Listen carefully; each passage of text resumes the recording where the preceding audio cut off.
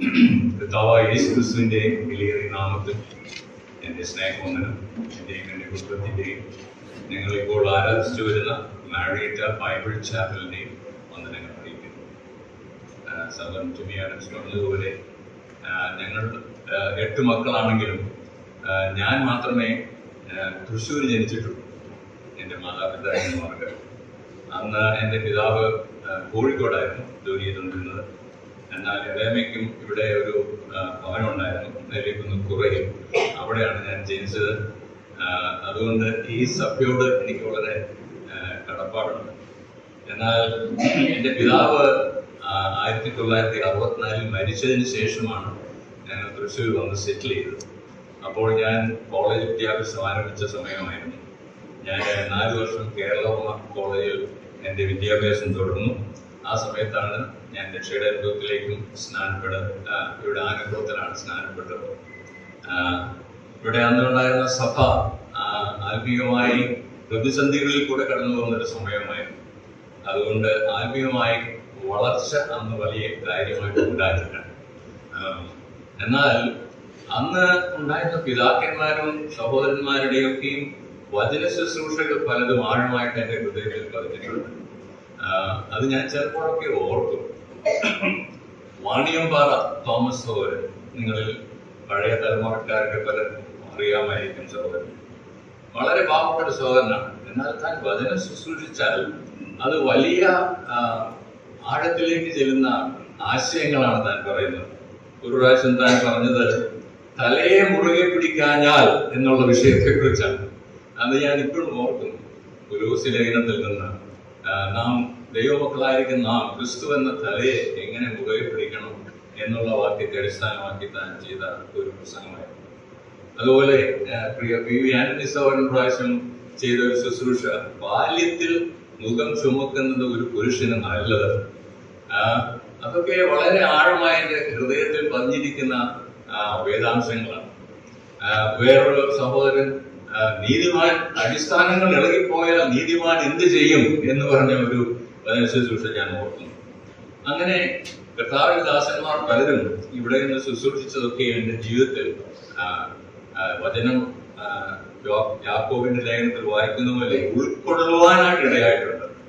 അതുപോലെ challenges, warnings, മുന്നറിയിപ്പുകൾ അനുഭവപ്പായിട്ട് ഒരു പ്രാവശ്യം പ്രസംഗിച്ച പ്രസംഗം എന്നെ വളരെ ചിന്തിപ്പിച്ചു.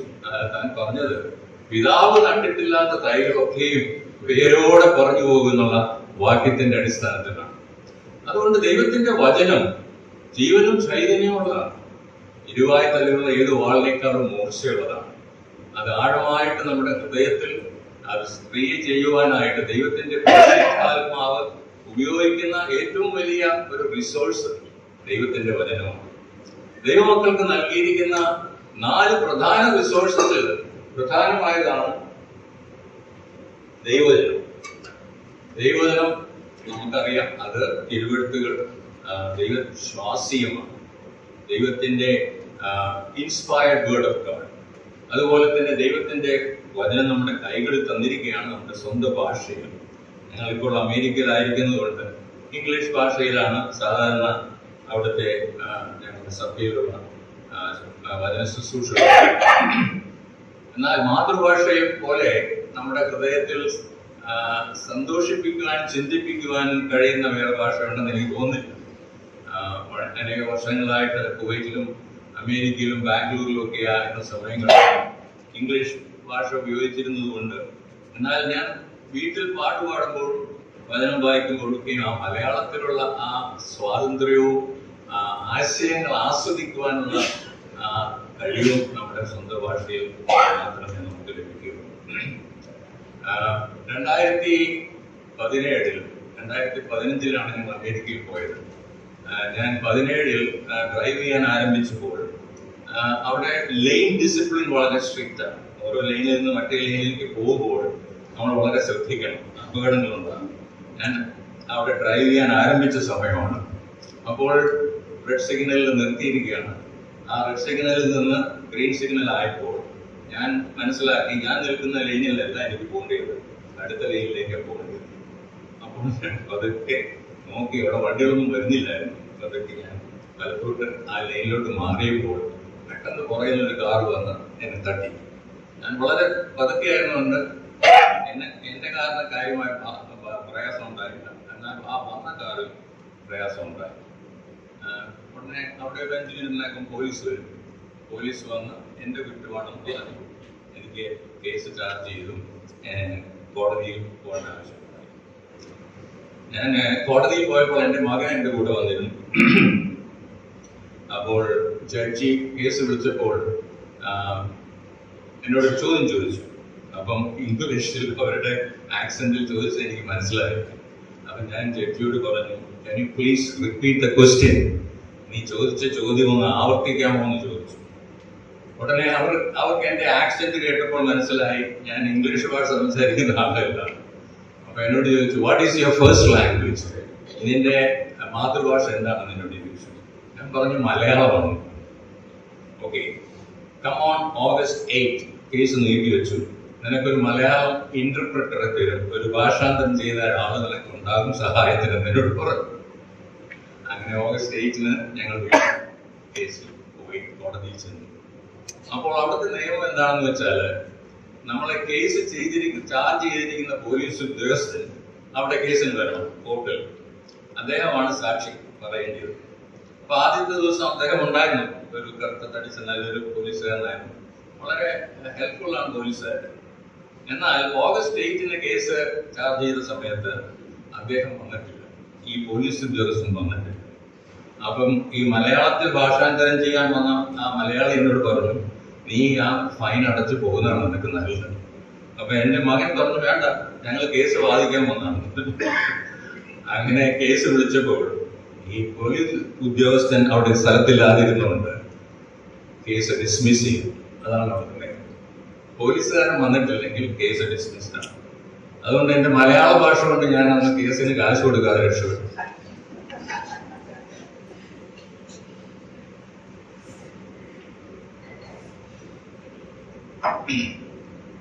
എന്നാൽ ഇന്ന് നിങ്ങൾ എനിക്ക് വേണ്ടി പ്രാർത്ഥിക്കണം.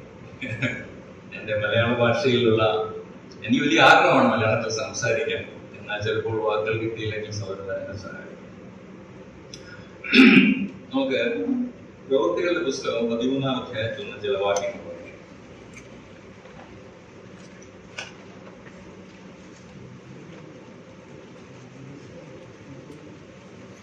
പ്രവൃത്തികളുടെ പുസ്തകം 13-ാം അധ്യായം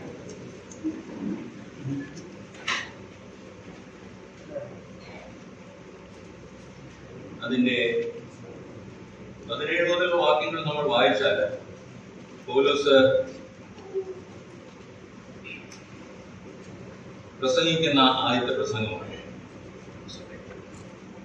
പിസിദ്ധ്യയിലെ അന്ത്യോക്യയിൽ ഒന്നാമത്തെ സുവിശേഷ യാത്രയിൽ പൗലോസിന്റെ ആദ്യത്തെ രേഖപ്പെടുത്തിയിരിക്കുന്ന പ്രസംഗമാണ് നാം ഇവിടെ കാണുന്നത്. അതിന്റെ എല്ലാ വാക്യങ്ങളും നമുക്ക് വായിക്കേണ്ട ആവശ്യമില്ല. നമുക്ക് 21 മുതലുള്ള വാക്യങ്ങൾ വായിക്കാം. അനന്തരം അവർ ഒരു രാജാവിനെ ചോദിച്ചു. ദൈവം അവർക്ക് ബെന്യാമിൻ ഗോത്രക്കാരനായ കീശിന്റെ മകൻ ശൗലിനെ 40 ആണ്ടിലേക്ക് കൊടുത്തു. അവനെ നീക്കിയിട്ട് ദാവീദിനെ അവർക്ക് രാജാവായി വാഴിച്ചു. ഞാൻ ഇശായിയുടെ മകനായ ദാവീദിനെ എനിക്ക് ബോധിച്ച പുരുഷനായി കണ്ടു. അവൻ എന്റെ ഹിതം എല്ലാം ചെയ്യുമെന്ന് അവനെ കുറിച്ച് സാക്ഷ്യം പറഞ്ഞു. അവന്റെ സന്തതിയിൽ നിന്ന് ദൈവം വാഗ്ദത്തം ചെയ്തതുപോലെ ഇസ്രായേലിന് യേശു എന്ന രക്ഷിതാവിനെ കൊടുത്തു. അവന്റെ വരവിന് മുമ്പേ യോഹന്നാൻ ഇസ്രായേൽ ജനതയൊക്കെയും മാനസാന്തരത്തിന്റെ ജ്ഞാനം പ്രസംഗിച്ചു. യോഹന്നാൻ ജീവകാലം തികയാറായപ്പോൾ, നിങ്ങൾ എന്നെ ആരെന്ന് നിരൂപിക്കുന്നു? ഞാൻ മഷിഹായല്ല, അവൻ എന്റെ പിന്നാലെ വരുന്നു. അവന്റെ കാലിന്റെ ചെരുപ്പഴിപ്പാൻ ഞാൻ യോഗ്യനല്ല എന്ന് പറഞ്ഞു. ഇനി നമുക്ക് 30 മുതലുള്ള വാക്യങ്ങൾ വായിക്കാം. ദൈവമോ അവനെ മരിച്ചവരിൽ നിന്ന് ഉയർത്തെഴുന്നേൽപ്പിച്ചു. അവൻ തന്നോടുകൂടെ ഗലീലയിൽ നിന്ന് യെരൂശലേമിലേക്ക് വന്നവർക്ക് ഏറിയ ദിവസം പ്രത്യക്ഷനായി. അവർ ഇപ്പോൾ ജനത്തിന്റെ മുമ്പാകെ അവന്റെ സാക്ഷികളാകുന്നു. ദൈവപിതാക്കന്മാരോട് ചെയ്ത വാഗ്ദത്തം യേശുവിനെ ഉയർത്തെഴുന്നേൽപ്പിച്ചതിനാൽ മക്കൾക്ക് നിവർത്തിച്ചിരിക്കുന്നു എന്ന് ഞങ്ങൾ നിങ്ങളോട് സുവിശേഷിക്കുന്നു. നീ എന്റെ പുത്രൻ, ഇന്നു ഞാൻ നിന്നെ ജനിപ്പിച്ചു എന്ന് 2-ാം സങ്കീർത്തനത്തിൽ എഴുതിയിരിക്കുന്നുവല്ലോ. ഇനി ദ്രവത്തിലേക്ക് തിരിയാതെ വണ്ണം അവനെ മരിച്ചവരിൽ നിന്ന് എഴുന്നേൽപ്പിച്ചതിനെ കുറിച്ച് അവൻ ദാവീദിന്റെ സ്ഥിരമായുള്ള വിശുദ്ധ കൃപകളെ ഞാൻ നിങ്ങൾക്ക് നൽകുമെന്ന് പറഞ്ഞിരിക്കുന്നു. മറ്റൊരു സങ്കീർത്തനത്തിലും നിന്റെ പരിശുദ്ധനെ ദ്രവത്വം കാണുവാൻ നീ വിട്ടുകൊടുക്കുകയില്ല എന്ന് പറയുന്നു. ദാവീദ് തന്റെ തലമുറയിൽ ദൈവത്തിന്റെ ആലോചനയ്ക്ക് ശുശ്രൂഷ ചെയ്ത ശേഷം നിദ്ര പ്രാപിച്ച് തന്റെ പിതാക്കന്മാരോട് ചേർന്ന് ദ്രവത്വം കണ്ടു. ദൈവം ഉയർത്തെഴുന്നേൽപ്പിച്ചവനോ ദ്രവത്വം കണ്ടില്ല. ആകയാൽ സഹോദരന്മാരെ, ഇവൻ മൂലം നിങ്ങളോട് പാപമോചനം അറിയിക്കുന്നുവെന്നും മോശയുടെ ന്യായപ്രമാണത്താൽ നിങ്ങൾക്ക് നീതീകരണം വരുവാൻ കഴിയാത്ത സകലത്തിൽ നിന്നും വിശ്വസിക്കുന്നവൻ ഇവനാൽ നീതീകരിക്കപ്പെടുന്നുവെന്നും നിങ്ങൾ അറിഞ്ഞുകൊള്ളുവിൻ. Thank you so much. അപ്പോസ്തലനായ പൗലോസ് കർത്താവായ യേശുക്രിസ്തുവിൽ കൂടെയുള്ള പാപമോചനവും നീതീകരണവും യഹൂദന്മാരായ ആ ശബത്തിൽ യഹൂദ പള്ളിയിൽ പോയി പ്രസംഗിക്കുന്ന ആദ്യത്തെ പ്രസംഗം. അവിടെ താൻ ദാവീദിനെ കുറിച്ച് ചില കാര്യങ്ങൾ പറഞ്ഞിട്ട്, കർത്താവായ യേശുക്രിസ്തു ദാവീദിന്റെ സന്തതിയാണ്, എന്നാൽ ദാവീദിനെ കുറിച്ച് താൻ പറഞ്ഞിരിക്കുന്ന ദൈവം പറഞ്ഞിരിക്കുന്ന സാക്ഷ്യമാണ് 22-ാം വാക്യത്തിൽ നാം വായിച്ചത്. അവനെ നീക്കിയിട്ട് ദാവീദിനെ അവർക്ക് രാജാവായി വാഴിച്ചു.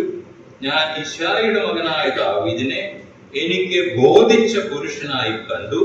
അവൻ എൻ്റെ ഹിതം എല്ലാം ചെയ്യും എന്ന് അവനെക്കുറിച്ച് ദൈവം സാക്ഷ്യം പറഞ്ഞു. ദൈവത്തിന്റെ സാക്ഷ്യമാണ് ദാവീദിനെ കുറിച്ച്. എന്താണ് ദൈവം സാക്ഷ്യം പറയുന്നത്? ദാവീദ് എനിക്ക് ബോധിച്ച പുരുഷൻ. ഇംഗ്ലീഷിൽ നമ്മൾ വായിക്കുമ്പോൾ a man after my own heart, ദൈവത്തിന്റെ ഹൃദയപ്രകാരമുള്ള മനുഷ്യൻ എന്നാണ് ദാവീദിനെ കുറിച്ച് അവിടെ രേഖപ്പെടുത്തിയത്. ഞാൻ കുവൈറ്റിൽ പോയതിനു ശേഷമാണ് ആത്മീയമായ താല്പര്യം എന്നെ കൂടുതലായിട്ട് വർദ്ധിച്ചത്. അപ്പോൾ എൻ്റെ ഹൃദയത്തിൽ പ്രാർത്ഥിക്കുമ്പോഴുള്ള ഒരു വലിയ ആഗ്രഹമായിരുന്നു, ദൈവമേ, നിന്റെ ഹൃദയപ്രകാരമുള്ള മനുഷ്യനാക്കി എന്നെ തീർക്കണം. ഞാൻ ഒരു പ്രാവശ്യം ഓർക്കുന്നു, ഞാൻ എൻ്റെ ഒരു സഹോദരന് കത്തെഴുതിയപ്പോൾ ഞാൻ ഇങ്ങനെ എഴുതി, സഹോദര, എനിക്ക് വേണ്ടി പ്രാർത്ഥിക്കണം, ദൈവത്തിന്റെ ഹൃദയപ്രകാരമുള്ള മനുഷ്യനായി ഞാൻ തീരുവാൻ എനിക്ക് വേണ്ടി പ്രാർത്ഥിക്കണമെന്ന് ഞാൻ എഴുതി. അന്ന് മുതൽ ഇന്ന് വരെയും ആഗ്രഹം എൻ്റെ മനസ്സിലുണ്ട്. ദൈവത്തിന് ബോധിച്ചവരായിട്ട് ദൈവത്തിന്റെ ഹൃദയപ്രകാരം ദൈവത്തിന്റെ ഹിതമൊക്കെയും നിവർത്തിക്കുന്ന മനുഷ്യനായിട്ട് ദാവീദിനെ ദൈവം കണ്ടു. ദാവീദ് ഒരു സമ്പൂർണ്ണ മനുഷ്യനായിരുന്നില്ല, നമുക്കറിയാം. ദാവീദിന്റെ ജീവിതത്തിൽ തോൽവികളുണ്ടായിരുന്നു.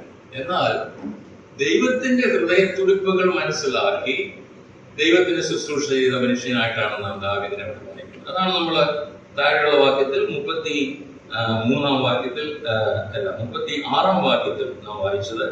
36-ാം വാക്യം, ദാവീദ് തന്റെ തലമുറയിൽ ദൈവത്തിന്റെ ആലോചനയ്ക്ക് ശുശ്രൂഷ ചെയ്ത ശേഷം നിദ്ര പ്രാപിച്ചു. തന്റെ പിതാക്കന്മാരോട് ചേർന്ന് ഉദ്രവത്വം കണ്ടു. ദൈവം ഉയർത്തെഴുന്നേൽപ്പിച്ചവനോ ഉദ്രവത്വം കണ്ടില്ല. അതാണ് സമർത്ഥിക്കുന്നത്. അപ്പോൾ ദാവീദിന് തന്റെ തലമുറയിൽ ദൈവത്തിന്റെ ആലോചനയ്ക്ക്, ദൈവത്തിന്റെ ഇഷ്ടത്തിന്, ദൈവത്തിന്റെ പദ്ധതിക്ക് ശുശ്രൂഷ ചെയ്യുന്ന മനുഷ്യനായിട്ട് ദൈവം കാണുകയാണ്. നാം ഓരോരുത്തരും നമുക്ക് ദൈവം തന്നിരിക്കുന്ന തലമുറയിൽ ആണ് ദൈവത്തിന് ശുശ്രൂഷ ചെയ്യുന്നത്. ദൈവത്തിന് ശുശ്രൂഷ ചെയ്യുവാൻ കഴിയാത്ത ഒരു വിശ്വാസിയുമില്ല. എല്ലാ വിശ്വാസികൾക്കും ദൈവം ശുശ്രൂഷ തന്നിട്ടുണ്ട്. ശുശ്രൂഷകൾ പല തരങ്ങളിലാണ്. ഇന്ന് നമ്മളിവിടെ കണ്ട ശുശ്രൂഷകൾ ഞാൻ അധികം സഭകളിൽ കണ്ടിട്ടില്ല. വളരെ ഭംഗിയായിട്ട് സഹോദരന്മാർ ആ ശുശ്രൂഷകൾ നിർവഹിച്ചു. പ്രത്യേകിച്ച് അപ്പവും പാനപാത്രവും ഒക്കെയും കൊടുത്തപ്പോൾ എൻ്റെ മനസ്സിൽ ഓർമ്മ വന്നത് വാറൻ ബിയേഴ്സ്ബി എന്ന് പറഞ്ഞ ഒരു സഹോദരൻ പറഞ്ഞൊരു കാര്യമാണ്. താൻ പറഞ്ഞു, church is N organism. Church is N organism.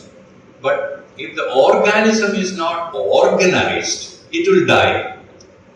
നമുക്കറിയാം, നമ്മുടെ ശരീരം ഒരു ഓർഗാനിസമാണ്. എന്നാൽ അത് ചേർന്ന് പ്രവർത്തിച്ചില്ലെങ്കിൽ അത് മരിച്ചു, ചത്തു. അപ്പോൾ ദൈവസഭയിലുള്ള ശുശ്രൂഷകൾ, ഓരോരുത്തർക്കും ഓരോ ശുശ്രൂഷകൾ ദൈവം നൽകിയിട്ടുണ്ട്.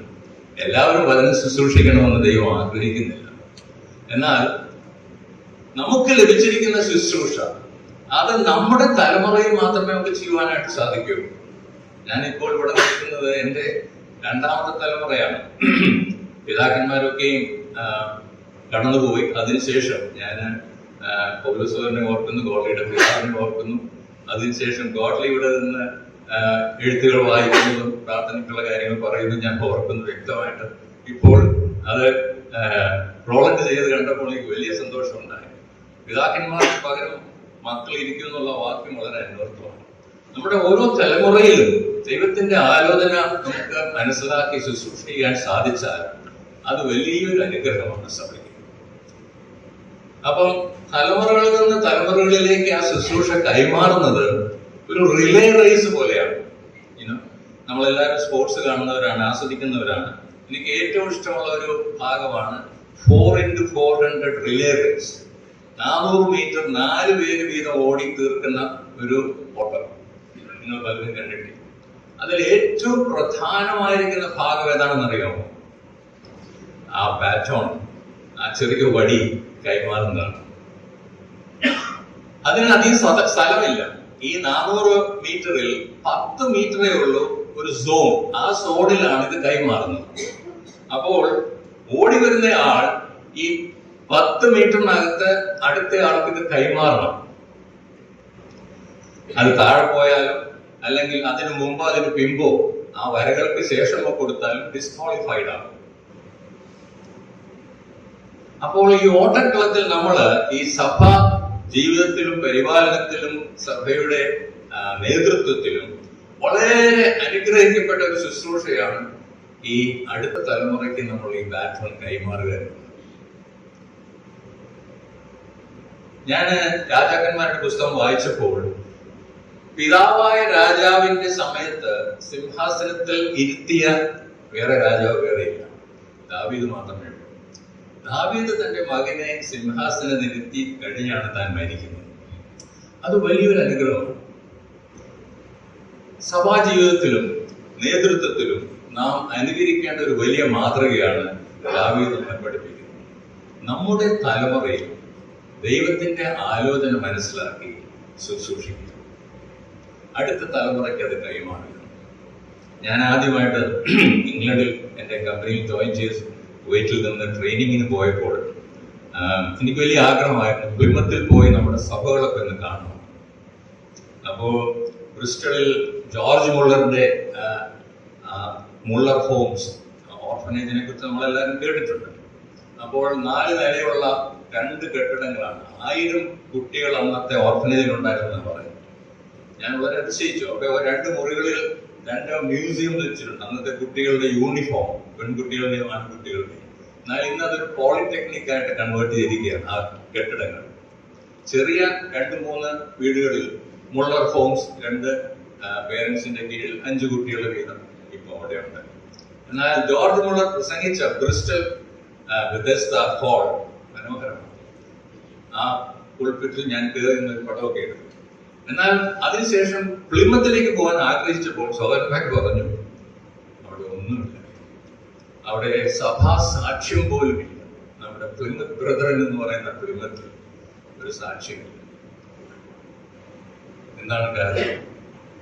ദർശനമില്ലാതെ പോയി, നേതൃത്വത്തിൽ ദർശനമില്ലാതെ പോയി, നിലവിളക്കുകൾ കെട്ടുപോയി. അത് വലിയ ദുഃഖമാണ്. ഇന്ന് യൂറോപ്പിൽ പല ഭാഗങ്ങളിലും നമുക്കറിയാം ഇതാണ് സംഭവിക്കുന്നത്. എന്നാൽ ആത്മീയമായ കാഴ്ചപ്പാടുള്ള സഹോദരന്മാർ ദാവീദിനെ പോലെ നമ്മുടെ തലമുറയിൽ ശുശ്രൂഷ ചെയ്യുമ്പോൾ അടുത്ത തലമുറയെ കുറിച്ചുള്ള ദർശനം നമുക്കുണ്ടായിരുന്നു. അപ്പോസ്തലനായ പൗലോസിന് ആ ദർശനം ഉണ്ടായിരുന്നു. താൻ തിമോത്തിയോസിന് എഴുതുമ്പോൾ പറയുന്നത് 2 തിമോത്തിയോസ് 2-ാം അധ്യായത്തിൽ നാം വായിക്കുന്ന ഒരു വാക്യമുണ്ടല്ലോ. 2 തിമോത്തിയോസ് 2-ന്റെ 2-ാം വാക്യമാണ്. ഈ പല സാക്ഷികളുടെ മുമ്പാകെ എന്നോട് കേട്ടതെല്ലാം മറ്റുള്ളവരെ ഉപദേശിക്കാൻ സമർത്ഥരായ വിശ്വസ്ത മനുഷ്യരെ വരവേൽപ്പിക്കാം. അപ്പോൾ അവിടെ എത്ര ജനറേഷൻ നമ്മൾ ശ്രദ്ധിച്ചു? പല സാക്ഷികളുടെ മുമ്പാകെ നീ എന്നോട് കേട്ടതെല്ലാം മറ്റുള്ളവരെ ഉപദേശിക്കാൻ സമർത്ഥരായ വിശ്വസ്ത മനുഷ്യരെ വരവേൽപ്പിക്കാനാണ് പൗലോസ് പറയുന്നത്. അപ്പോൾ പൗലോസാണ് 1-ാമത്തെ തലമുറ.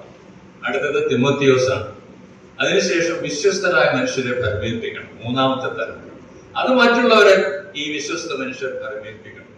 4 തലമുറകളെ കുറിച്ചുള്ള ഒരു ദർശനമാണ് പൗലോസിനുണ്ടായത്. എഫെസോസ് സഭ. ഇന്ന് നമ്മൾ എഫെസോസിൽ പോയാൽ അവിടെ സഭയില്ല, എല്ലാം 7 സഭകളും ഇല്ല.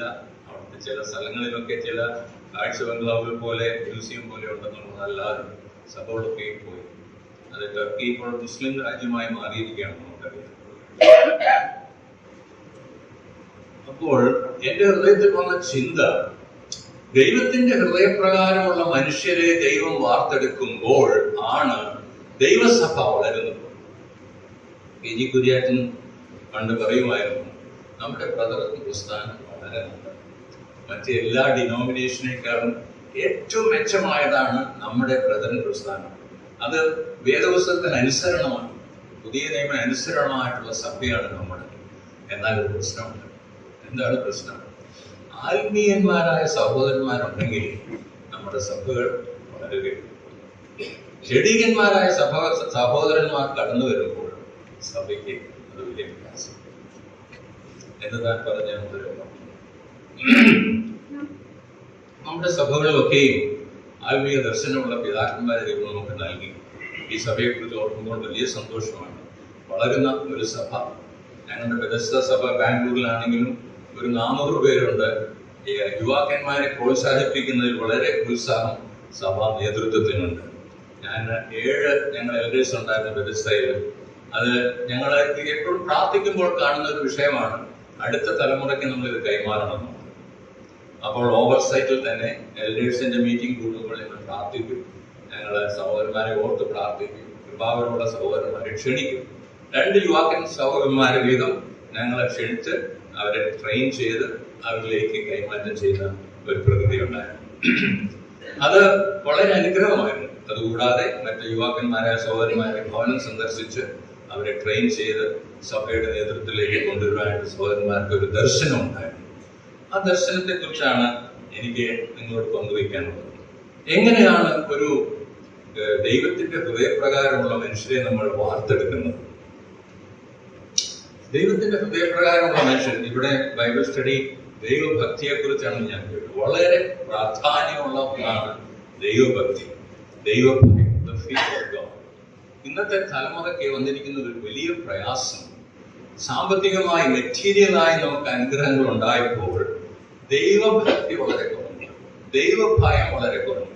ദൈവമില്ലാതെയും കാര്യങ്ങൾ നടക്കും അല്ലേ? എനിക്ക് പണമുണ്ട്, സ്വാധീനമുണ്ട്, സാവകാശങ്ങളുണ്ട്, അതുകൊണ്ട് വലിയ ആവശ്യമില്ല. ഞാൻ വീട്ടിൽ സൺഡേ സ്കൂൾ പഠിപ്പിക്കുമ്പോൾ ഒരു സീനിയർ സ്റ്റുഡൻറ് ഞങ്ങൾ പ്രാർത്ഥനയെക്കുറിച്ച് പഠിപ്പിക്കുകയാണ്. അപ്പം ഒരു മോൻ പറഞ്ഞു, അങ്കിൾ എനിക്ക് പ്രാർത്ഥിക്കേണ്ട ആവശ്യമില്ല. ഞാൻ ചോദിച്ചു അതെന്താ? എൻ്റെ ഡാഡി എല്ലാം പ്രൊവൈഡ് ചെയ്യുന്നുണ്ട്, എൻ്റെ ഡാഡി എനിക്ക് ആവശ്യമുള്ളതെല്ലാം തരുന്നു. അപ്പോൾ അവന്റെ കാഴ്ചപ്പാട് അത്രയും ഉണ്ടായിരുന്നു. കുഞ്ഞുങ്ങളാണ്. അതുപോലെ നമ്മളും ദൈവത്തിന്റെ ഭക്തിയും ആശ്രയവും നമുക്ക് നഷ്ടപ്പെടുന്നത് സാമ്പത്തികമായും ഭൗതികമായുമുള്ള അനുഗ്രഹങ്ങൾ പലപ്പോഴും വരും. അതുകൊണ്ട് ദൈവഭക്തിക്ക് വളരെ അടിസ്ഥാനം. നമ്മുടെ പാട്ടുണ്ടല്ലോ, ദൈവഭക്തിക്ക് അടിസ്ഥാനം സത്യത്തിൻ പ്രകാശം, ജീവശക്തി അതിൻ ദാനം, ഫലം ദിവ്യ സ്വാതന്ത്ര്യം. അപ്പോൾ ഈ 5 കാര്യങ്ങളാണ് എൻ്റെ മനസ്സിലുള്ളത്. ഒരു ദൈവഭയമുള്ള, ദൈവത്തിന്റെ ഹൃദയപ്രകാരമുള്ള, ദൈവത്തിന് ബോധിച്ച മനുഷ്യരും സഹോദരന്മാരും സഹോദരിമാരുമായി നമ്മൾ തീരുവാനായിട്ട്. അത് ഞാൻ കുഞ്ഞുങ്ങളെയാണ് അധികം പഠിപ്പിച്ചിട്ടുള്ളത്. അതുകൊണ്ട് 5 പേരുകൾ ആ കാര്യങ്ങൾ പറയാനാണ് ഞാൻ ആഗ്രഹിക്കുന്നത്. 1, 2, 3, 4, 5. അതിന് FAITH 5 അക്ഷരങ്ങൾ. Okay, faith. ഫെയ്ത്ത് എന്നുള്ള ആ വാക്കിന്റെ അടിസ്ഥാനത്തിൽ 5 കാര്യങ്ങൾ നമ്മുടെ ശ്രദ്ധയിൽ കൊണ്ടുവരാം. എങ്ങനെയാണ് ദൈവത്തിന്റെ ഹൃദയപ്രകാരമുള്ള ഒരു മനുഷ്യൻ, ഒരു സഹോദരനോ ഒരു സഹോദരിക്കോ ഒരു വിശ്വാസിക്കോ ആയി തീരുവാൻ സാധിക്കുന്നു. എഫിൽ ഞാൻ ഓർക്കുന്നത് ഏറ്റവും പ്രധാനമായ കാര്യം ഫോർഗീവിംഗ് സ്പിരിറ്റ്, ക്ഷമിക്കുവാനുള്ള ഒരു മനോഭാവം. ഞാനിപ്പോൾ അമേരിക്കയിൽ പോയിട്ട് 3 വർഷം ക്ലിനിക്കൽ പാസ്റ്ററൽ കൗൺസിലിംഗ് പ്രോഗ്രാം ചെയ്തു, സർട്ടിഫിക്കേഷൻ. 3 വർഷം ഔട്ട്സൈഡ് ഹോസ്പിറ്റലിൽ ഞാൻ ചെയ്തപ്പോൾ അനേക രോഗികളോട് സംസാരിക്കുമ്പോൾ ഞങ്ങൾ ചോദിക്കുന്ന ഒരു ചോദ്യമാണ്, Does forgiveness come easily to you? നിനക്ക് ക്ഷമിക്കുവാൻ പെട്ടെന്ന് സാധിക്കുന്നുണ്ടോ? പ്രയാസമാണോ ക്ഷമിക്കുവാൻ? വളരെ പ്രയാസം. Bitterness, resentment, vengeance, ഹൃദയത്തിൽ ഇങ്ങനെ പ്രയാസപ്പെടുക. അതുകൊണ്ട് അവരുടെ രോഗത്തിൽ നിന്ന് വിമുക്തരാകുന്നില്ല. Forgiving spirit. നമ്മളോട് ഒരാള് എന്തെങ്കിലും ദോഷമായിട്ട് ചെയ്താൽ അത് നമ്മൾ ക്ഷമിക്കുവാനുള്ള മനോഭാവം എളുപ്പത്തിൽ വരികയില്ല. It depends on the heart. നമ്മൾ എന്തുമാത്രം വേദനിപ്പിച്ചിട്ടുണ്ടോ വാക്കുകളാലും പ്രവൃത്തികളാലും, അതിനനുസരിച്ച് നമ്മൾ അത് ഹൃദയത്തിൽ ഇങ്ങനെ വെച്ചുകൊണ്ടിരിക്കും.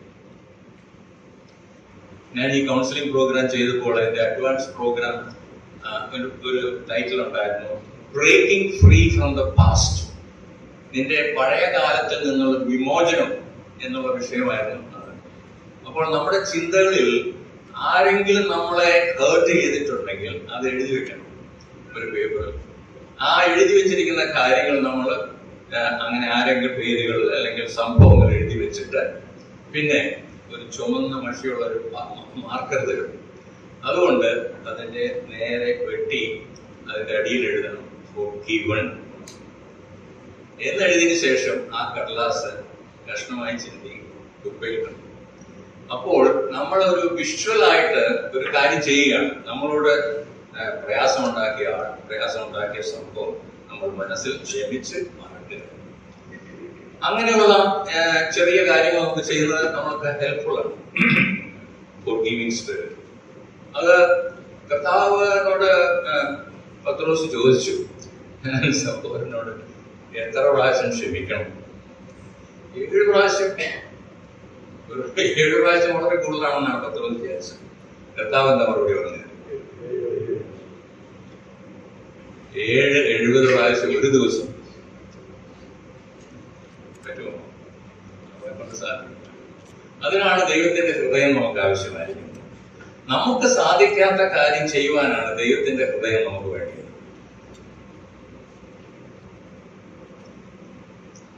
26 വയസ്സുള്ള ഒരു വൈറ്റ് അമേരിക്കൻ യങ് മാൻ, അവൻ ഹോസ്പിറ്റൽ ബെഡിൽ കിടക്കുകയാണ്. ഞാൻ വാക്കിൽ കൂട്ടി ഞാൻ പറഞ്ഞു ചാപ്ലിൻ ആണെന്ന് പറഞ്ഞു.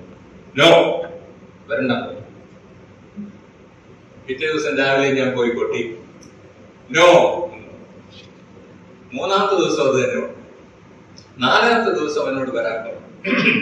അവൻ ഒരു വസ്ത്രമില്ലാതെ കിടക്കുകയാണ് അവന്റെ മുറിയിൽ. ഞാൻ അടുത്ത കസേരയിലിരുന്നു. Tell me your story if you can, ഞാൻ പറഞ്ഞു. അപ്പൊ അവൻ പറഞ്ഞു, ഞാൻ വളരെ കഠിനമായ വേദനയിലാണ്, എന്റെ ശരീരം മുഴുവൻ വേദനയാണ്, അതുകൊണ്ടാണ് ഞാൻ വേണ്ടാന്ന് പറഞ്ഞത്. എന്നാലും 4-ാമത്തെ പ്രാവശ്യം നിങ്ങൾ വന്നുകൊണ്ട് എനിക്ക് വലിയ സന്തോഷമാണ് എന്റെ കഥ പറയാൻ. അവന് 5 വയസ്സുള്ളപ്പോൾ അവന്റെ അമ്മ അവന്റെ അപ്പനെ ഉപേക്ഷിച്ചു. അവൻ ഏകപുത്രനാണ്. 1 വർഷം കഴിഞ്ഞപ്പോൾ ഈ അമ്മ വേറൊരു സായിപ്പുമായിട്ട് സ്നേഹത്തിലായി. അദ്ദേഹം വീട്ടിൽ വരാൻ തുടങ്ങി. സ്റ്റെപ്പ് ഫാദർ, അവിടെ ഡിവോഴ്സും റീമാരേജും വളരെ കോമൺ ആണ്. ഈ മനുഷ്യൻ അവന്റെ സ്റ്റെപ്പ് ഫാദറിനെ പോലെയായി അവനെ പരിചയിക്കുകയും ചെയ്തു. 1 വർഷം കൂടെ കഴിഞ്ഞവൻ സ്കൂളിൽ നിന്ന് മടങ്ങി വരുമ്പോൾ അവൻ കാണുന്ന കാഴ്ച, ഈ മനുഷ്യൻ ഒരു കത്തി കൊണ്ട് അവന്റെ അമ്മയെ കുത്തിക്കൊല്ലുന്നു. അവന്റെ ഭാഷയിൽ പറഞ്ഞാൽ hundreds of stabs. മറക്കാൻ സാധിക്കും. അങ്ങനെ ഒരു കാഴ്ച മാറ്റാൻ പ്രയാസമാണ്, ക്ഷമിക്കാൻ പ്രയാസം. അവനൊപ്പം പിതാവില്ല, മാതാവില്ല. അവന്റെ ഗ്രാൻഡ് പേരൻസ് അവനെ കൊണ്ടുപോയി. അവർ വിശ്വാസികളായിരുന്നു. അവനെ പള്ളിയിലൊക്കെ കൊണ്ടുപോയി. അങ്ങനെ അവൻ 10-ാം ക്ലാസ് കഴിഞ്ഞപ്പോൾ അവന് പള്ളിയോടും ദൈവത്തോടും മനുഷ്യരോടും ഒക്കെ അതിർത്തിയായി. ബിറ്റർനെസ്, ആങ്കർ, ദേഷ്യവും കയ്പും അവരുടെ ഹൃദയത്തിൽ. അപ്പം പണം ഉണ്ടാക്കണം. അപ്പൊ അവനൊരു ബിൽഡിംഗ് കോൺട്രാക്ടറുടെ കൂടെ കൂടി അങ്ങനെ ബിസിനസ് ചെയ്തു. ഇപ്പോൾ ഒരു 10 വർഷത്തിൽ കൂടുതലായി നല്ല എസ്റ്റാബ്ലിഷ് ബിസിനസ്സായി ധാരാളം പണമായി. അപ്പോൾ സമയം ചെലവഴിക്കണം, സമാധാനം കണ്ടെത്തണം. അവിടെ കണ്ടെത്തുന്നതിനുള്ള മാർഗം എന്താണ്? ഡ്രഗ്സ് ഉപയോഗിക്കുന്നു. അവൻ ഡ്രഗ്സിന് അടിമയായി. ഒരു ദിവസം അവൻ വിചാരിച്ചു, എന്തിനായിരുന്നു ജീവിച്ചിട്ട് കാര്യം, അതുകൊണ്ട് ജീവിതം അവസാനിപ്പിക്കാം എന്നുള്ള ചിന്തയിൽ അവൻ ആൽമഹത്യക്ക് കോക്ടെയിലായിട്ട് എല്ലാ ഡ്രഗ്സും കൂടെ കഴിച്ചു.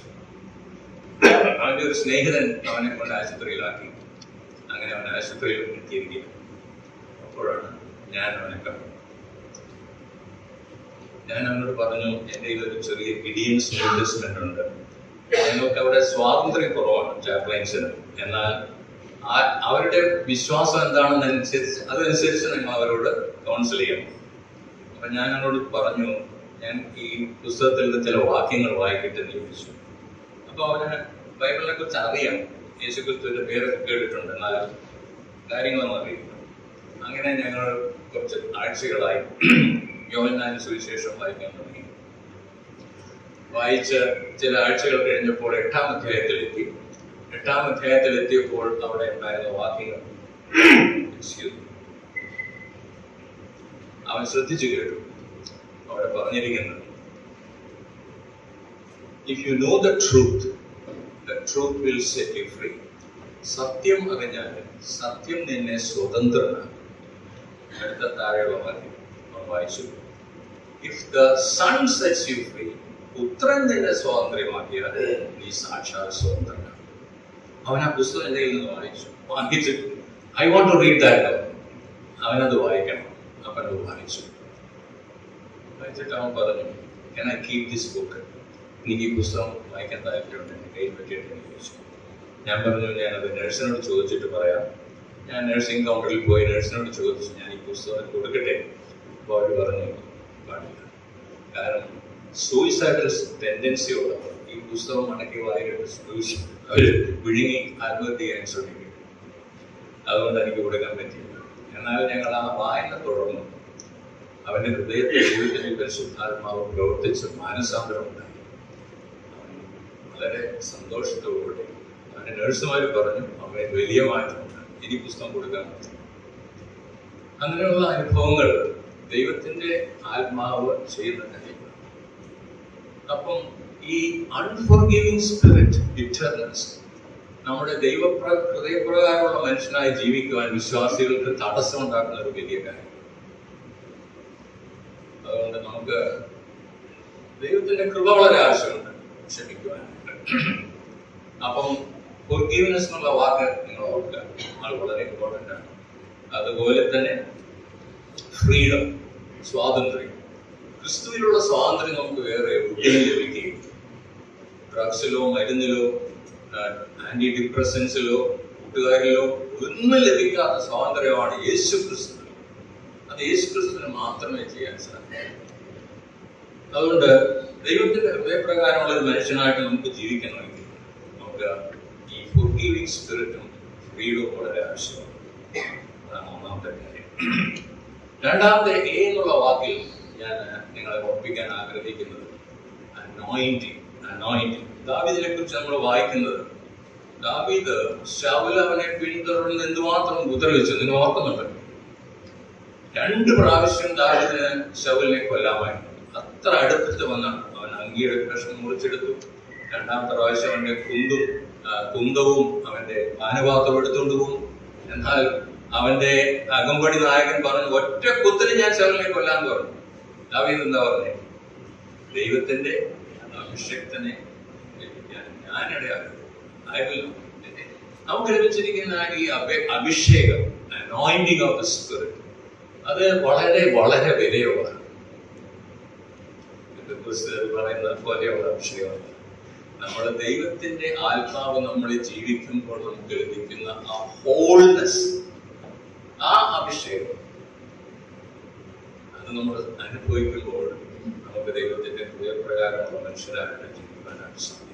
ദൈവത്തിന്റെ ആത്മാവിനെ അത് ചെയ്യാൻ സാധിക്കും. അതുകൊണ്ടാണ് കർത്താവ് പറഞ്ഞു, ഞാൻ പോകുന്നത് നല്ലത്, ഞാൻ പോയാൽ എന്ത് ചെയ്യും? കാര്യസ്ഥനായിരിക്കും, അവൻ നിങ്ങളെ സകല സത്യത്തിലും വഴി നടത്തും. ആ കാര്യസ്ഥനാണ് നമ്മുടെ ഉള്ളിലുള്ളത്.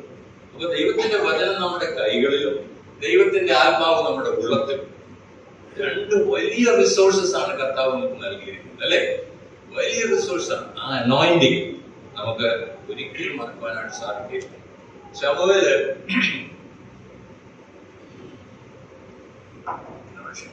ഞാൻ ബാംഗ്ലൂരിലായിരുന്നപ്പോൾ യൂറോപ്പ് സ്കൂളിൽ 6ാം ക്ലാസ് മുതൽ 10ാം ക്ലാസ് വരെ ക്ലാസ് എടുക്കുമായിരുന്നു.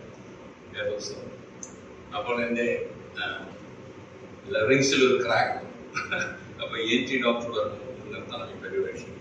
ഞാൻ പറഞ്ഞു നിർത്താൻ സാധ്യമല്ലോ, ആ പ്രയാസം എനിക്കുണ്ട്. അപ്പോൾ ശൗൽ വന്നപ്പോൾ, ഇശായിയുടെ വീട്ടിൽ വന്നപ്പോൾ മക്കളെ കൊണ്ടുവരാൻ പറഞ്ഞു. ദൈവം കാണിച്ചു കൊടുക്കുന്ന ആളെയാണ് അഭിഷേകം ചെയ്യേണ്ടത്. അപ്പോൾ മൂത്ത മകൻ വന്നപ്പോൾ ശമൂവേൽ വിചാരിച്ചു അവന് പൊക്കവും മണ്ണൊക്കെ കണ്ടപ്പോഴാണ് ഏലിയാവാണെന്ന് വിചാരിച്ചു. കർത്താവിനല്ല, 7 പേരും ഇനി നിനക്ക് കാര്യമില്ലേന്ന് ചോദിച്ചു. ഉണ്ട്, അവനെന്താ ചെയ്തേ? ആടുകളെ മേയ്ക്കണം. അവനൊരു മകനായിട്ട് പോലും ഇശായി കണക്കാക്കിയിട്ടില്ല, ആടുകളെ മേയ്ക്കാനായിട്ട് വിട്ടിരിക്കുക. അപ്പൊ ശമൂവേൽ പറഞ്ഞു അവൻ വന്നല്ല നമുക്ക് കാര്യങ്ങൾ ചെയ്യാൻ സാധിക്കും, ഭക്ഷണം കഴിക്കാൻ സാധിക്കും. അങ്ങനെ ദാവീദിനെ വരുത്തി നമ്മളോട് വായിക്കുന്നത് അവരുടെ സഹോദരന്മാരുടെ മുമ്പിൽ വെച്ച് അവനെ അഭിഷേകം ചെയ്തു. ദാവീദിനെ ദൈവം തിരഞ്ഞെടുത്ത് നമ്മൾ ഓർത്താലും നമ്മൾ നോക്കുന്നത് പഠിപ്പും വിദ്യാഭ്യാസവും പണവും കാര്യങ്ങളും ഒക്കെ ആയിരിക്കും പലപ്പോഴും നമ്മൾ ശ്രദ്ധിക്കും. പ്രത്യേകിച്ച് വിവാഹാലോചനകൾ അല്ലേ, നല്ല കാര്യങ്ങളാണ്. എന്നാൽ ദൈവം നോക്കുന്നത് ശമൂവേലിനോട് എന്താ പറഞ്ഞത്? മനുഷ്യർ പുറമേ ഉള്ളതാണ്, ദൈവമോ ഹൃദയങ്ങളെ.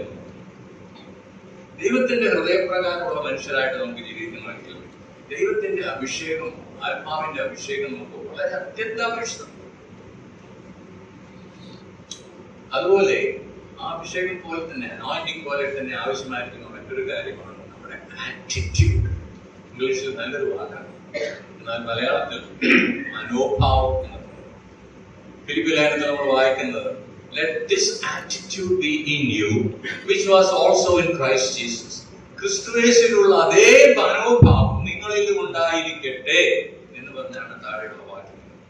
അവൻ ദൈവരൂപത്തിലേക്ക് ദൈവത്തോടുള്ള സമത്വം മുറുകെ പിടിച്ചുകൊള്ളണമെന്ന് വിചാരിക്കാതെ ദാസരൂപമെടുത്ത് മനുഷ്യ സാദൃശ്യത്തിലായി തന്നെത്താൻ ഒഴിച്ച് വേഷത്തിൽ മനുഷ്യനായി വിളങ്ങി തന്നെത്താൻ താഴ്ത്തി മരണത്തോളം, ക്രൂശിലെ മരണത്തോളം അനുസരണമുള്ളവനായി തീർന്നു. അതാണ് മനോഭാവം. അപ്പോൾ ദൈവത്തിന്റെ ഹൃദയപ്രകാരമുള്ള മനുഷ്യരായിട്ട് നമുക്ക് ദൈവവും ഭാഗിയിരിക്കണമെങ്കിൽ നമുക്ക് ഒന്നാമത് വേണ്ടത് ഒരു forgiving spirit of freedom. രണ്ടാമത് വേണ്ടത് അഭിഷേകവും, പിന്നെ ആറ്റിറ്റ്യൂഡ്. മൂന്നാമത് ആയി ഞാൻ നിങ്ങളെ ഓർപ്പിക്കാൻ ആഗ്രഹിക്കുന്ന 2 കാര്യങ്ങൾ. ഒന്ന് ഇൻഫ്ലുവൻസ്. ദാവീദിനെ പോലെ ആ യെരൂശലേമിൽ ഇൻഫ്ലുവൻസ് ചെയ്യാൻ സാധിച്ച വേറെ ആരുമില്ല. ശൗലിന് പൊക്കമൊക്കെ ഉണ്ടായിരുന്നു. ദൈവം തെരഞ്ഞെടുത്ത്, മനുഷ്യർ തെരഞ്ഞെടുത്താണെന്ന് പറയാം, എന്നാൽ ദൈവം അവനെ ഉപയോഗിച്ചു.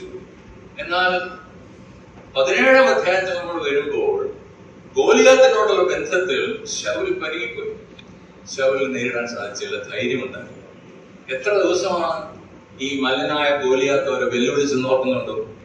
40 ദിവസം അവർക്ക് ഒരാൾക്ക് പോലും മുമ്പോട്ട് പോയി അവരെ നേരിടാൻ സാധിച്ചില്ല.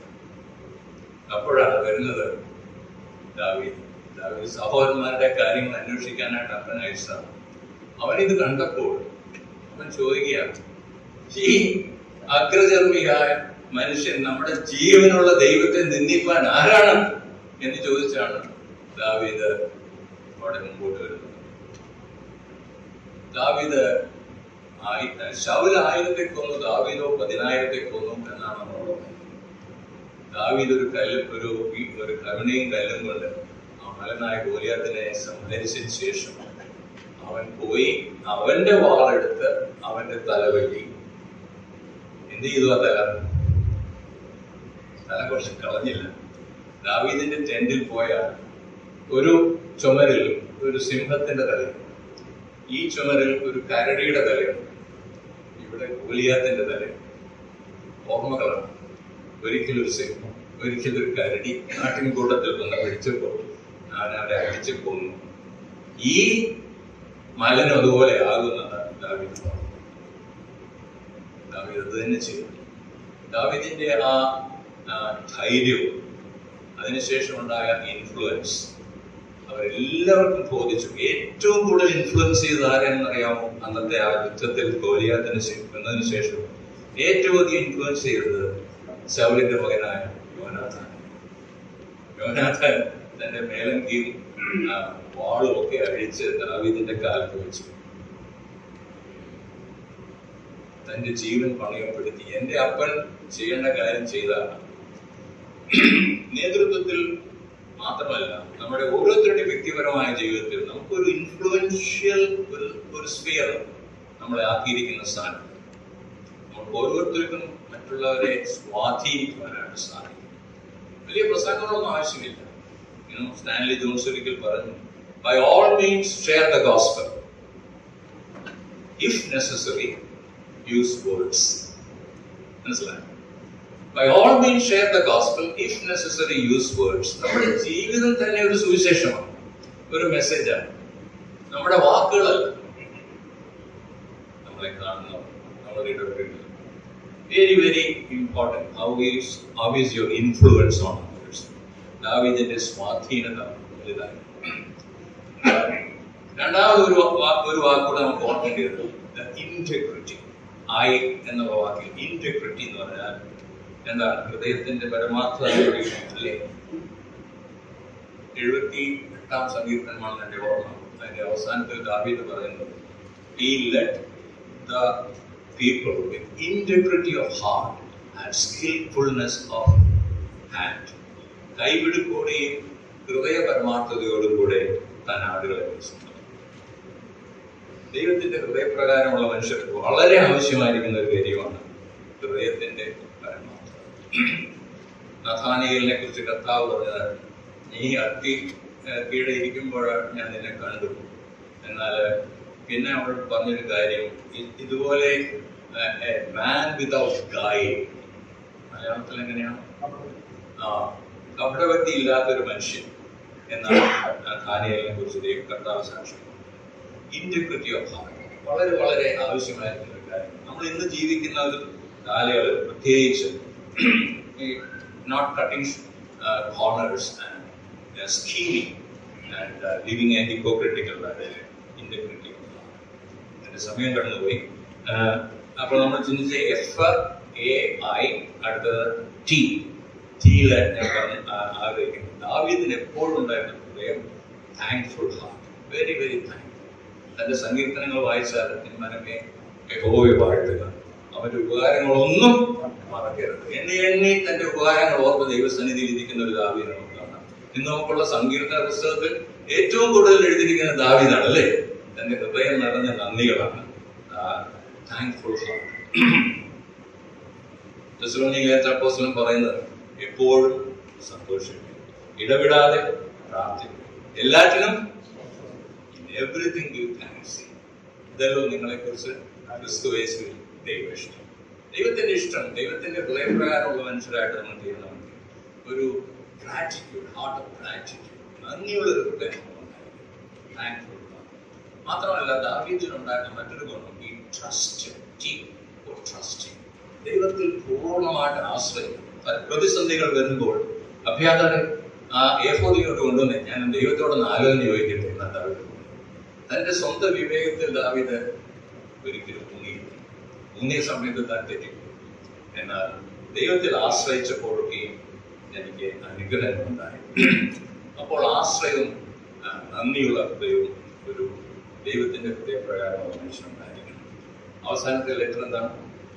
H വളരെ ഇമ്പോർട്ടൻ്റ് ആയിട്ടുള്ള ഒരു വാക്കാണ്.